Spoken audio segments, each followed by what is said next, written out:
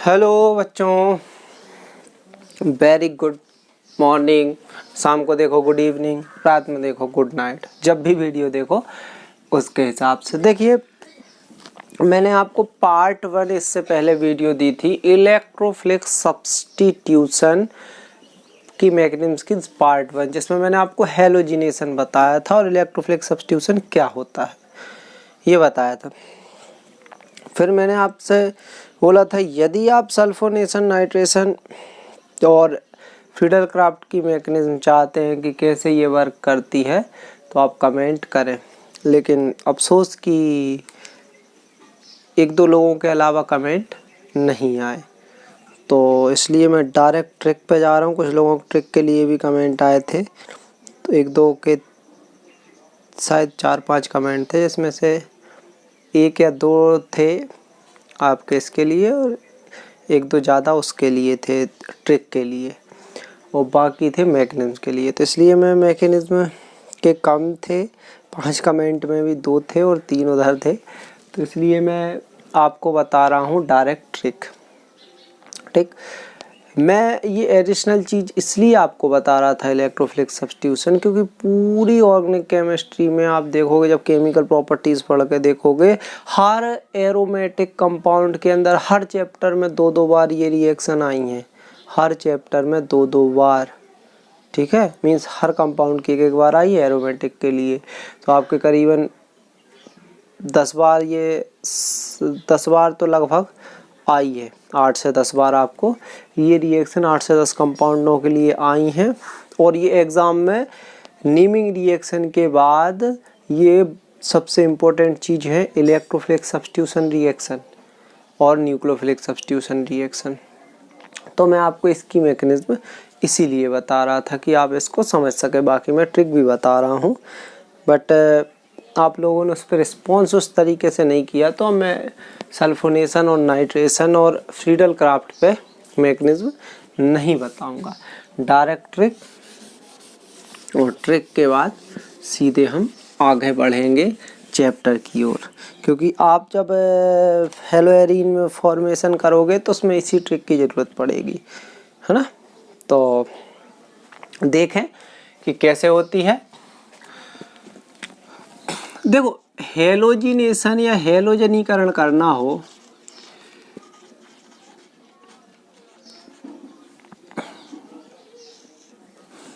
Halogenation या हेलोजनीकरण करना हो तो आपको एक बात ध्यान रखनी है, आपको रिएक्शन कराना है X2 से। ये रिएक्शन किससे कराना है? अभिक्रिया कराना है हेलोजनी, इसको हिंदी में बोलते हैं हेलोजनीकरण। रिएक्शन कराना है आपको, जो रिएक्टेंट है वो है कोई भी कंपाउंड है जिसका भी हेलोजिनेशन करना है, उसकी रिएक्टेंट, उसकी क्रिया करानी है आपको X2 से। X का मीन्स यहाँ Cl और Br ही होगा मोस्टली, ठीक है। और आपका प्रेजेंस होगा, प्रेजेंस या मतलब उपस्थिति जो आपकी होगी, और क्रिया कारक होगा यहाँ, उपस्थिति होगी आपकी कोई भी हो सकता है, जैसे AlX3, ठीक है, या FeX3 या ZnCl2, ठीक है, जो भी आपका, या Fe हो सकता है, जैसे भी आप ले लो। यहाँ पे कोई भी जनरली लुईस एसिड होता है, ठीक है। आप यहाँ AlCl3 सबसे बढ़िया याद रखें कि आप AlCl3 लेते रहें, है ना। और यदि ऑर्गेनिक सॉल्वेंट का बोला जाएगा, जहाँ पे जैसे आपको फिनॉल में इसकी ज़रूरत पड़ती है, फिनॉल की रिएक्शन में ऑर्गेनिक सॉल्वेंट की, तो ऑर्गेनिक सॉल्वेंट का बोला जाएगा तो आपके पास CH2 होता है और CCl4 याद रखना, ये 2 ज़्यादातर है ना। ऑर्गेनिक सॉल्वेंट जब बोला जाए तब CH2 और CCl4, नहीं तो ये आपका सिंपली चलता है। इसकी ज़रूरत फिनॉल में ही आपको पड़ेगी। इसमें याद रखना वही एक हाइड्रोजन हटेगा और आपका यहाँ पर HCl साथ में एज अ प्रोडक्ट HCl, या आप Br से करा रहे हो तो HBr, आपका क्या निकलेगा, एक्स्ट्रा प्रोडक्ट। ठीक है, कैसे होगी हेलोजिनेशन मैं आपको बताता हूँ। हेलोजिनेशन आपको किसी करानी है तो जैसे बेंजीन की हेलोजिनेशन करानी है, आप रिएक्शन कराओ Cl2 से AlCl3 प्रेजेंस में ले लो। ठीक है, AlCl3 प्रेजेंस में ले लो, आपका यहाँ बन जाएगा Cl और साथ में निकल जाएगा HCl। ठीक, अब आपको कुछ डेरिवेटिव भी कराना पड़ेगा, तो वहाँ पर आर्थो मेटा और पैरा पोजीशन की बात आएगी, तो उसके लिए मैं इसी ट्रिक में अभी बताऊंगा। तो ये ध्यान रखना कि जब भी आप रिएक्शन कराओ सिंपल ही कराओ, AlCl3 की प्रेजेंस में और HCl निकल जाएगा, Br लोगे तो HBr निकल जाएगा। ठीक है ये पहली चीज। अब दूसरी चीज, यदि आपको सल्फोनेशन कराना है या सल्फोनीकरण कराना है तो क्या होगा। ठीक, उसके लिए ट्रिक बताऊं, ट्रिक समझ में आ रही है आपको। रिएक्शन कराना है जब भी हेलोजन कराओ, X2 से प्रेजेंस इनकी रखो और आपको एक एक्स्ट्रा प्रोडक्ट मिल जाएगा। और ये कहाँ जुड़ेगा, जो Cl है हाइड्रोजन को हटा के, इसमें याद रखना एक बेंजीन के हाइड्रोजन को हटा के X जुड़ेगा। देखो एक यहाँ हाइड्रोजन लगा हुआ था, दिखता नहीं है लेकिन रहता है, लगा हुआ था, उसको हटा के आपका Cl जुड़ गया। आपको बहुत अच्छे समझ में जाएगा। ठीक, ये हेलोजिनेशन के लिए है, आप इसको नोट करें। फिर मैं आपको सल्फोनेशन की ट्रिक बता रहा हूँ, फिर सारी चीजें डिटेल से। ठीक है, नोट हो गया। अब इसके बाद हम बात करते हैं सल्फोनीकरण की। सल्फोनीकरण की बात करेंगे तो देखो रिएक्टेंट सल्फोनीकरण में ये चीजें कुछ हट जाती हैं।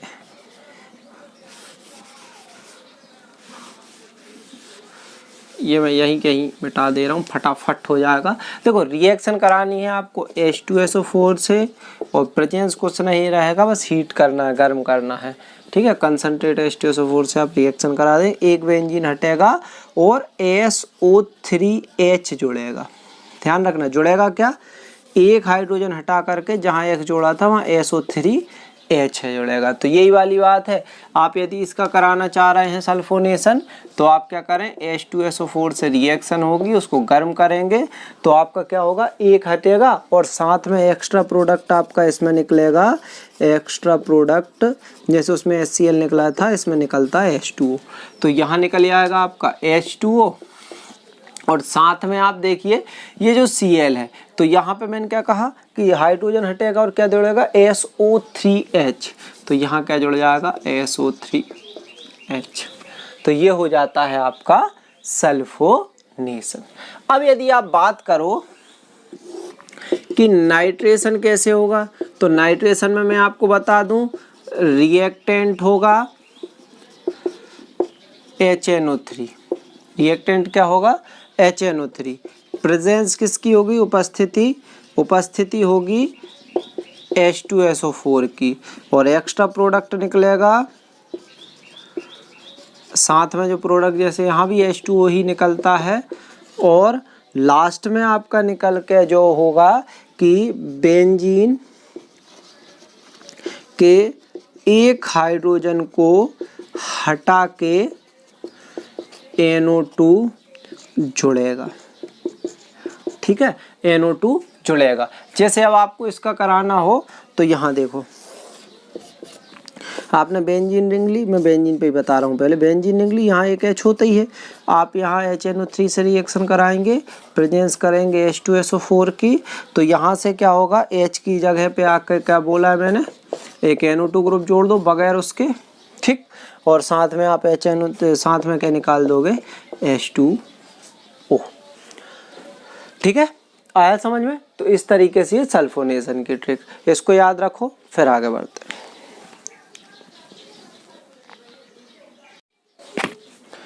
ठीक है, आपको हो गया तैयार, ये लिखा गया।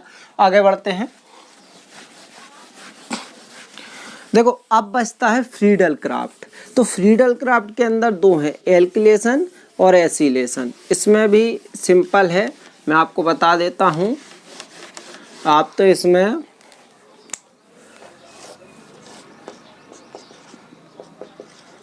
फ्रीडल क्राफ्ट, तो फ्रीडल क्राफ्ट में दो हैं,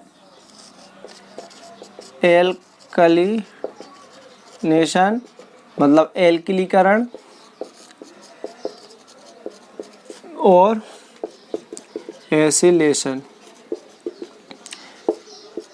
एसिटिलीकरण।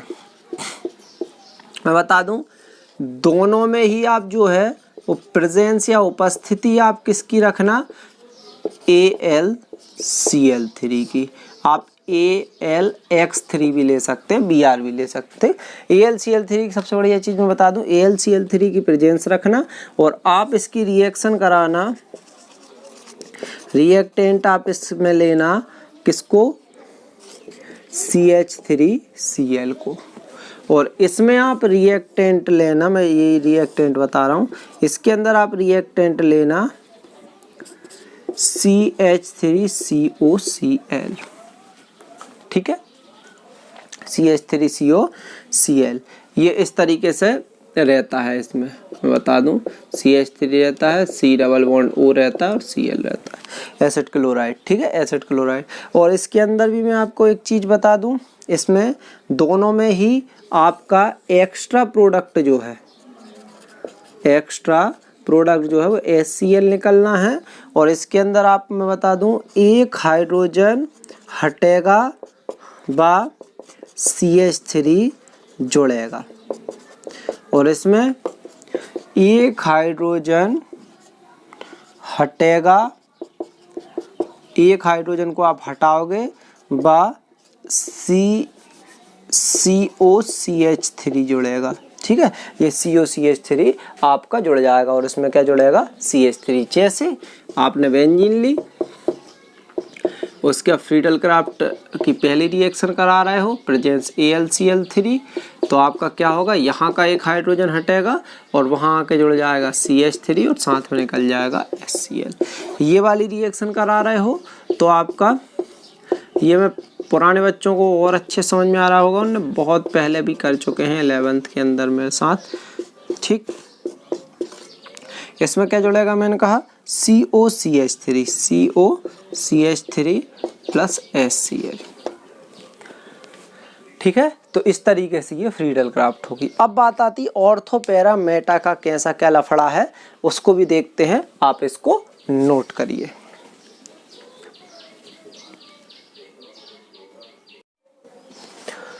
चलिए, नोट कर लिया होगा। अब देखते हैं ऑर्थो मेटा और पैरा का लफड़ा है क्या। देखो, बेंजीन रिंग है, ठीक, उसमें यदि यहाँ पे जब तक कुछ नहीं है बेंजीन रिंग में, तो मैंने बता दिया बेंजीन पे कैसे सल्फोनेशन, नाइट्रेशन और एल्किलेशन या फ्रीडल क्राफ्ट करना है। जब बेंजीन में पहले से ही यहाँ कोई ग्रुप जुड़ा हो, मैं उसको रिप्रेजेंट कर रहा हूँ G से, जब बेंजीन में पहले से ही यहाँ कोई ग्रुप जुड़ा होता है तो ये पोजीशन कहलाती है ऑर्थो। ग्रुप से पहली पोजीशन, ग्रुप को हमेशा नंबर 1 गिना जाता है, तो इससे पहली पोजीशन मतलब दूसरे नंबर पे जो आएगा इसके पास जो रहता है वो ऑर्थो। तो इस साइड भी क्या कहलाता है, ऑर्थो। ऑर्थो को मैं O से शो कर रहा हूँ। उसके बाद जो तीसरी पोजीशन है दोनों साइड से, वो कहलाती है मेटा। ये क्या कहलाती है, मेटा। और ये क्या कहलाती है, पैरा। जब बेंजीन में कोई ग्रुप जुड़ा हो तो ये दोनों पोजीशन ऑर्थो, ये मेटा और ये पैरा।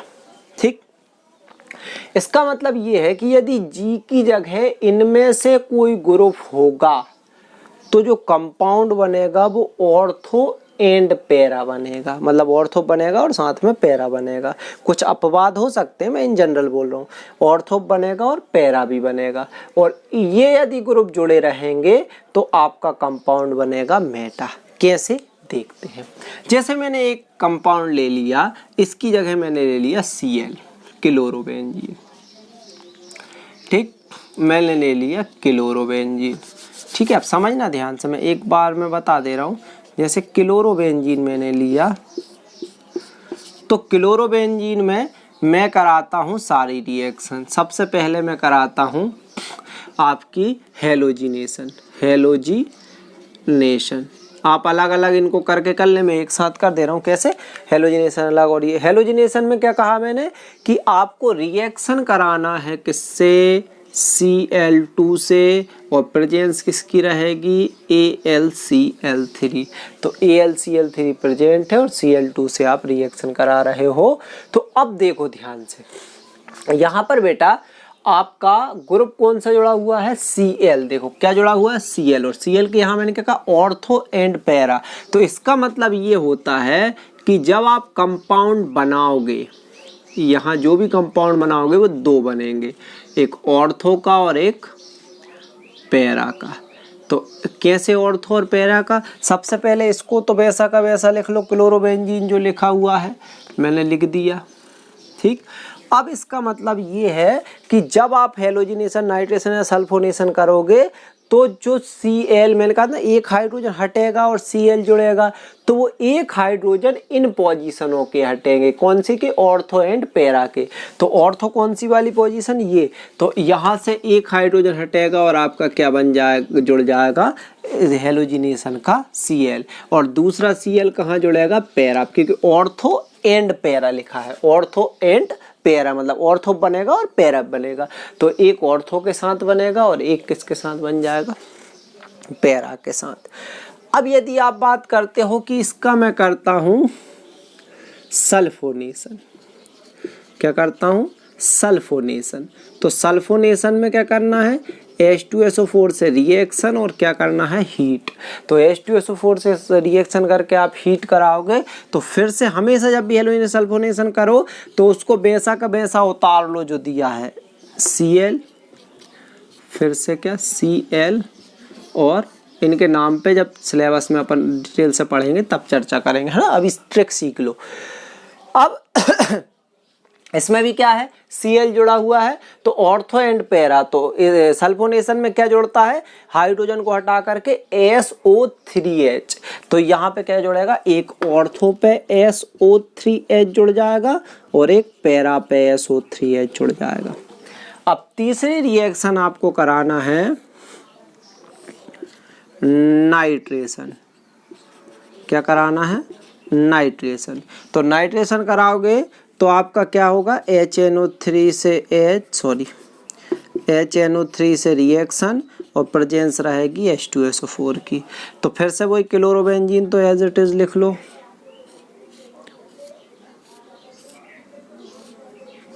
ठीक।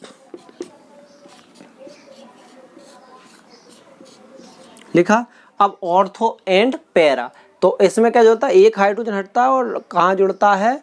NO2 जुड़ता है। तो इसमें भी कहाँ आ रहा है? Cl, ortho and para. तो यहाँ पे ऑर्थो पे एक NO2 जुड़ेगा और एक NO2 इस पैरा पे जुड़ेगा, ठीक। अब बात आती है फ्रीडल क्राफ्ट की, समझ गए। इसी तरीके से आपकी रिएक्शन हो जाएंगे। आप फ्रीडल क्राफ्ट भी कर सकते हैं, ऐसे ही जुड़ेगा। क्लियर हो गया? आपको समझ आया होगा, ठीक। इसको आप देखें। फ्रीडल क्राफ्ट में आपका क्या करेंगे? आप पहले एल्किलेशन, ठीक है, एल्किलिनेशन भी कह सकते हैं आप। एल्किलीकरण करेंगे तो एल्किलीकरण करेंगे तो यहाँ पे क्या होगा? CH3Cl से रिएक्शन, AlCl3 प्रेजेंस। बताया था फ्रीडल क्राफ्ट की फर्स्ट में। तो वही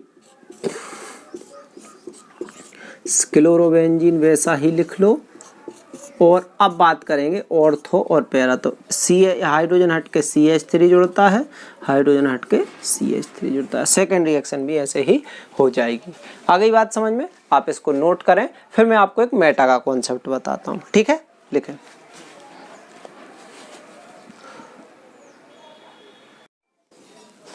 ठीक है, हो गया। अब देखिए आगे बढ़ते हैं। मैं इनको मिटा देता हूँ क्योंकि हेलोजिनेशन नाइट्रीकरण एल्किलेशन तो सेम है। अब देखिए मैं आपको एक कॉन्सेप्ट लेता हूँ, बेंजीन रिंग ली और उसके ऊपर मैंने ले लिया अब यहाँ से देखो मेटा बनाना है तो इसके ऊपर G की जगह इनमें से कोई ग्रुप लगा होना चाहिए। CHO कोई भी मैं लगा सकता हूँ, लेकिन मैं लगा रहा हूँ NO2। क्यों लगा रहा हूँ समझो, क्योंकि मैं यहाँ आपको बताना चाह रहा हूँ कि कुछ जगह पे कुछ रिएक्शनें नहीं भी होती है। जैसे यहाँ मैंने ले लिया आपका NO2। NO2 किस ग्रुप का है भाई साहब? मेटा का। देखो NO2 किस में आता है? मेटा में। ये आपको याद रखना पड़ेगा, NO2 आता है आपका मेटा के अंदर। तो मेटा के अंदर आता है तो हेलोजिनेशन ट्रिक तो वही है, एक Cl हटेगा, एक हाइड्रोजन हटेगा और हेलोजिनेशन में Cl जुड़ेगा। तो वो हटेगा कहाँ से, ये चीज़ ये डिसाइड करती है ना। अब ये कोई कहेगा कि सर यही मेटा में क्यों है और वो ऑर्थो पैरा में क्यों है, तो इसके लिए जो 11th पढ़े हैं मुझसे उन्हें पता है। मैंने उनको ऑर्थो एंड पैरा और मेटा करके कॉन्सेप्ट समझाया था। उसमें मैंने बताया था कि कहाँ जुड़ता है, लोन पेयर का डोनेट होना और ये सारी चीज़ बहुत अच्छे से इसको मैंने बताई थी। जिनने पढ़ा है उनको याद भी होगा, ठीक है। इसके बाद अब आप देखिए तो यहाँ पे क्या होगा। पहले तो मैंने कहा जब भी नाइट्रोकरण इनमें से इलेक्ट्रोफिलिक सब्स्टिट्यूशन जब भी करो तो जो रिएक्टेंट है, मेन रिएक्टेंट, उसको एज इट इज उतार लो। उतार लिया, सब जगह उतार लो। मैं तो कहता हूँ ट्रिक अपने को याद हो ही गई, यही लिखना हर जगह, ठीक, हर जगह उतार लो। यहाँ मैं नहीं उतार रहा हूँ, क्यों? मैं आपको एक नोट बता दूँ कि नाइट्रोबेंजीन जो है, मैं आपको जो जहाँ ये रिएक्शन पॉसिबल नहीं होती वहाँ लिखा भी दूंगा मैं आपको, है ना। तो नाइट्रोबेंजीन फ्रीडल क्राफ्ट रिएक्शन नहीं देता है। क्यों नहीं देता है? चैप्टर में डिटेल से पढ़ेंगे, 13 चैप्टर जब पढ़ेंगे तो। अब बात करते हैं ये कैसे होगा। तो हाइड्रोजन हटेगा कहाँ का? मेटा कॉन्सेप्ट है तो मेटा मीन्स यहाँ से हटा लो या यहाँ से हटा लो।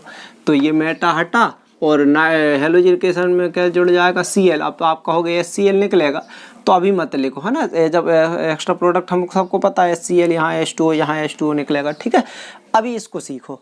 उसके बाद फिर आप सल्फोनेशन करोगे तो एक हाइड्रोजन हटेगा और SO3H जुड़ेगा। तो SO3H कहाँ जुड़ेगा? मेटा पे, SO3H, ठीक। उसके बाद कहाँ जुड़ेगा? नाइट्रेशन में NO2। खेल खत्म।